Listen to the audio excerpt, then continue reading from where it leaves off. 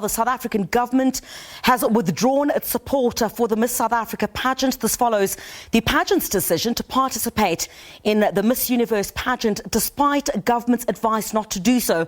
So the Miss Universe pageant is scheduled to be held in Israel next month. In a statement, the Ministry of Sport, Arts and Culture said that the government can, in a good conscience, not associate itself with Israel, whose atrocities against Palestinians are well documented. Joining me now live, Masechaba Khumalo, who is a spokesperson for the Sports, Arts and Culture Minister, Nathi Mthethwa. A very good afternoon to you, Masechaba. Nice to see you again. Thanks for joining us on the program. So what does this withdrawal of support mean? Well, good afternoon to you, Griselda, and good afternoon to your viewers. So in a nutshell, what this means is that the South African government refuses to associate itself with anyone, any entity, anything that is supportive of the inhumanity that is being waged out by the Israeli government and the system currently. It would be anti-progressive, especially coming from the history that we come from as a country. Yeah, so what reasons did the pageant organisers give for wanting to continue participation despite such a huge outcry?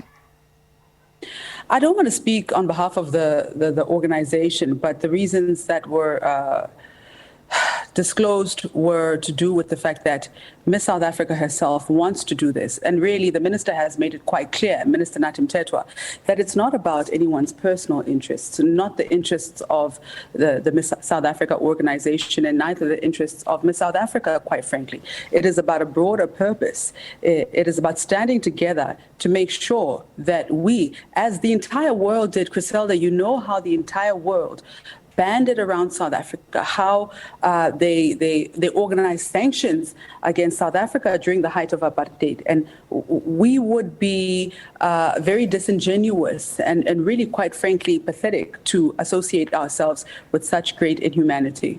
Yeah. In your statement, you say that the talks began as constructive and engaging, but became unpleasant. Is South Africa considering at this point permanently withdrawing or disassociating its support for the pageant if the same organisers continue with it in future? Because this certainly does set a very different precedent. 100%. Yes. So have you communicated this to the organisers? Is it a done deal that you will no longer, South Africa will no longer support any initiatives relating to Miss South Africa? We have left the door open for, and what we are hoping for is some level of engagement. We are hoping that common sense prevails, and we certainly hope that the Miss South Africa organization will reconsider its position, and we're definitely open to negotiating that. So at this particular point, no permanent consensus on whether South Africa or the South African government will associate itself with the Miss South Africa pageant in future, if a different decision, I guess, is come to. Should Miss South Africa not reconsider their decision, we definitely stand in our position to disassociate ourselves from Miss South Africa completely. All right. And have you heard within those talks spoken just to the organisers or Miss South Africa herself?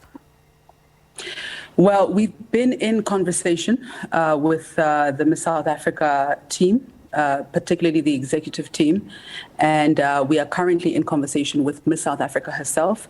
We hope that she'll certainly change her mind, because it's not about one event. It is about taking a stand for humanity and for the future and the legacy of South Africa and Africa and the world at large. You say you're hoping that she will change her mind. Does that mean that her stance remains, as I'm speaking to you, that she wants to continue participation? I'm really just trying to distinguish whether she's being forced to do it by the organisers or she stands with the organisers in this decision to continue. Is she adamant that she wants to continue participating in this pageant next month from where we're speaking at this point? I don't want to speak for Miss South Africa. You would have to ask her that question. But the information that I've received is that this is what she wants. But however, I've not heard it from the horse's mouth. I would implore you to interview her directly. But this is coming straight from the executives of the Miss South Africa pageant. And I really seriously, deeply, all of us are praying that she really just comes to her senses, because we all stand in the firm position that this is wrong, it's incorrect, and it would be morally incorrect to proceed with this. Masechaba, Khumalo, thank you very much indeed for your time. We do appreciate it. You're on the programme.